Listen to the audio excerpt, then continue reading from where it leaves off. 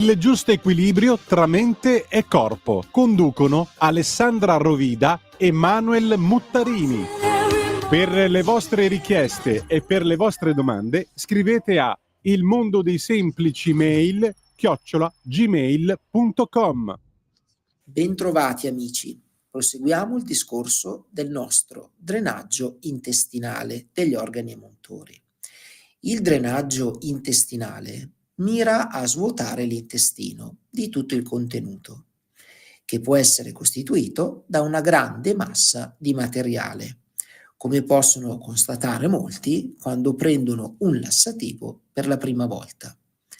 L'intestino può essere pieno non solo di materiale fecale, ma anche di incrostazioni dure, cioè di materiale vecchio che col tempo si è depositato sulle pareti intestinali.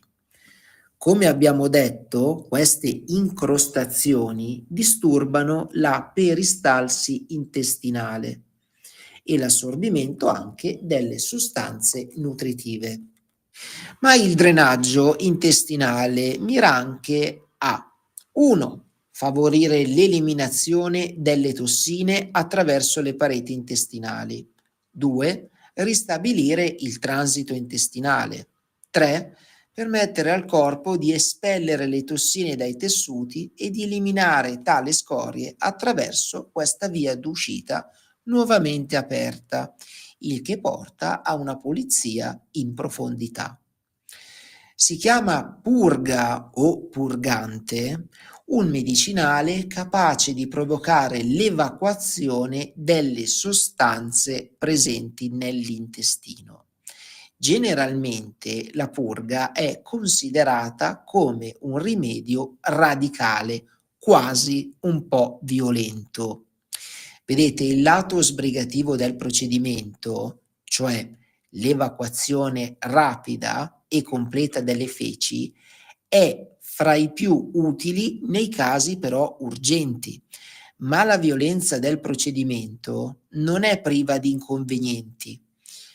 Purghe ripetute affaticano l'intestino, irritano le mucose intestinali e al tempo stesso eliminano gran parte della flora intestinale.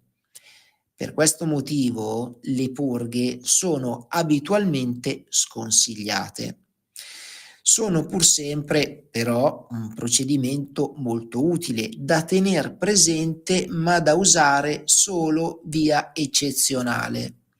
Un lassativo invece è un purgante leggero che agisce con dolcezza senza irritare, stimola blandamente l'intestino e può essere preso senza inconvenienti per ottenere un drenaggio anche per parecchie settimane. Quando non ci sia un'urgenza, bisogna prendere un lassativo e non ricorrere alle purghe. Il grande rimprovero che si fa ai lassativi è che se sono presi abitualmente, l'intestino si abitua e diventa sempre più pigro. A questa obiezione noi rispondiamo che se si deve scegliere fra prendere o non prendere un lassativo, è meglio prenderlo, dato che l'abitudine ai lassativi comporta per l'organismo minori inconvenienti, che non naturalmente il ristagno nell'intestino di una massa tossica che fermenta e vada in putrefazione. Ma per fortuna la scelta non si limita a queste due sole possibilità, dato che esistono diversi altri mezzi per rieducare l'intestino. Un esempio può essere la correzione del regime alimentare, che vi abbiamo parlato nelle puntate precedenti, e lo sviluppo della muscolatura addominale, che se sono da annoverare fra i procedimenti più logici e anche fisiologici. Quindi un lassativo ben dosato rammollisce le feci senza renderle troppo liquide e le fa evacuare anche 2 o 3 volte in un giorno. Non irrita né affatica l'intestino. E se la dose è troppo tenue e non produce alcun effetto, chiaramente visibile nell'evacuazione, bisogna aumentare la dose oppure cambiare lassativo. Se invece la dose è troppo forte, le feci diventano liquide e anche troppo frequenti e vanno a irritare l'intestino. Bisogna allora interrompere l'assunzione del lassativo per qualche giorno, al fine di permettere all'intestino di riposare. E poi si riprenderà con dosi più ragionevoli e magari con un lassativo più blando. Una pianta o un prodotto possono avere effetto lassativo o purgativo, naturalmente a seconda delle dosi. Bisogna dunque procedere con prudenza, cominciando con dosi piccole che verranno progressivamente aumentate. E infatti ora vi mostreremo le 3 modalità di azione principali. Allora, parliamo dell'azione meccanica. Comprende i procedimenti più fisiologici, più dolci e perciò meglio tollerati. Servono pure a titolo di rieducazione, quindi si incomincerà sempre con questi depuratori prima di passare ai mezzi più radicali e che possono determinare squilibri. Sappiate che il volume di cellulosa contenuta nelle verdure, nella crusca di grano, nei semi di lino, stimola dolcemente la peristalsi intestinale. La mucillagine e gli oli contenuti nei fichi, prugne secche, lubrificano l'intestino e perciò favoriscono il passaggio del materiale.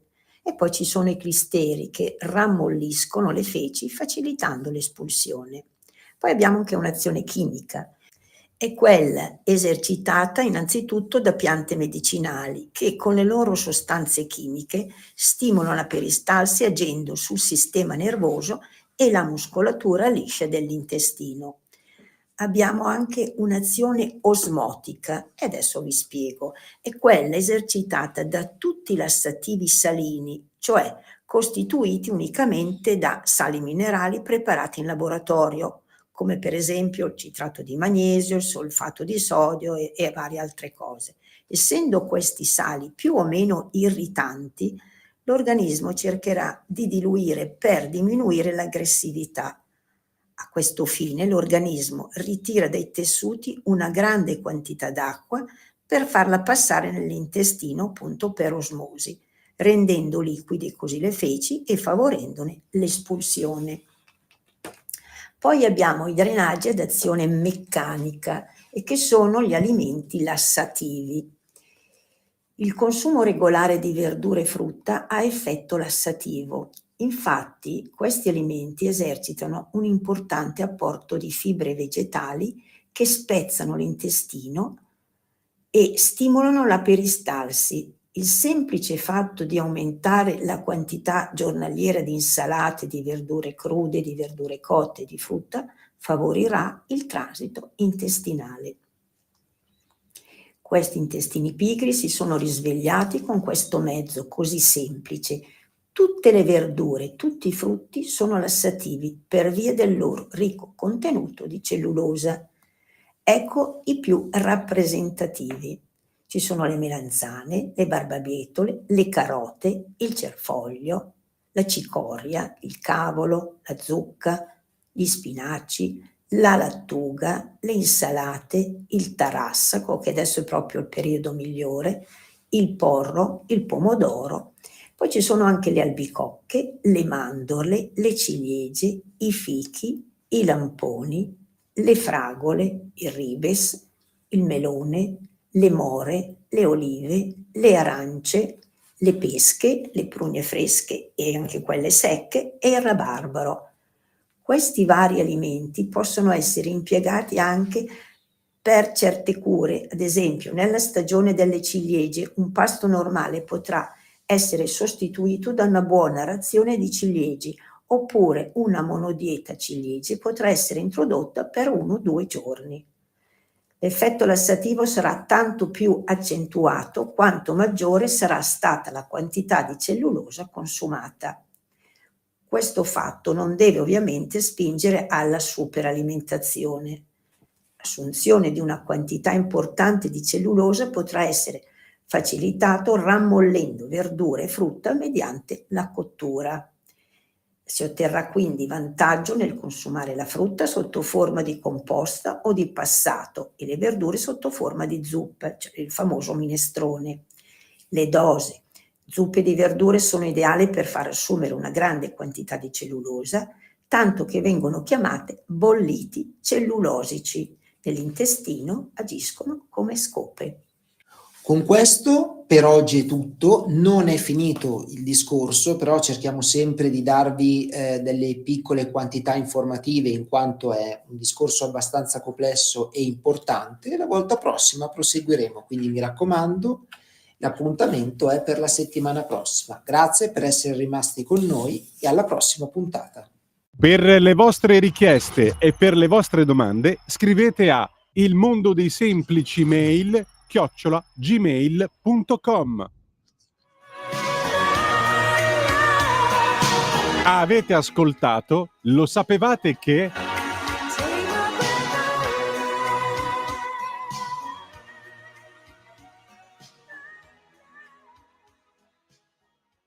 Omar dropped it.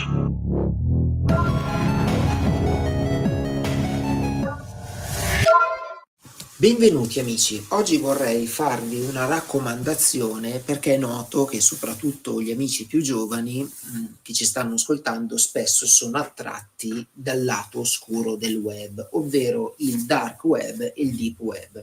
Vedete, internet come voi lo conoscete è semplicemente la punta di un iceberg. Sotto ci sono il deep web e il dark web che sono dei canali che è meglio cercare di evitare.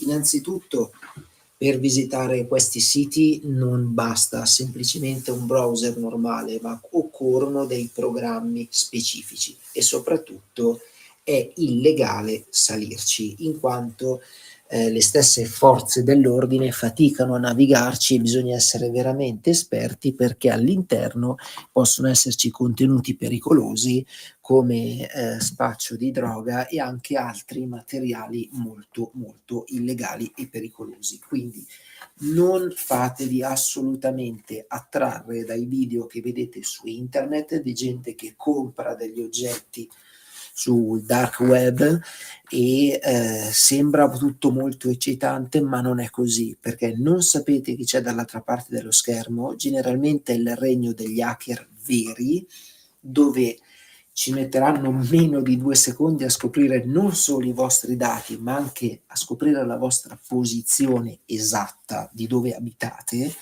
Quindi ricordatevi che, come vi dico sempre, tutto quello che vedete su YouTube, tutto quello che vedete sui social, molto spesso non corrisponde a realtà, molto spesso viene fatto solo ed esclusivamente per un discorso di intrattenimento, quindi limitatevi a vedere quei video e datemi retta, non saliteci, perché se vi rubano determinate credenziali e vi scoprono dove abitate oppure siete perseguitati o fate degli acquisti, ci sono persone dall'altra parte che non hanno minimamente nulla da perdere. Quindi mi raccomando, basatevi e state solo ed esclusivamente sull'internet che conosciamo tutti.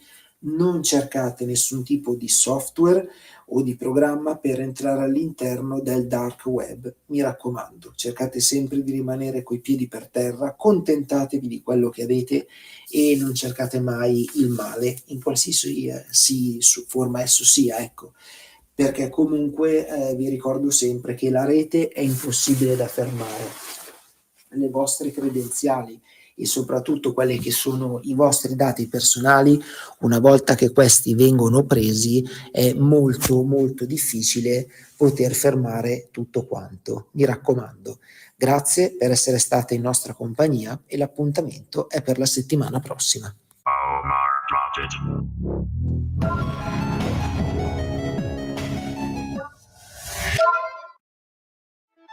it. Stai ascoltando Radio Libertà,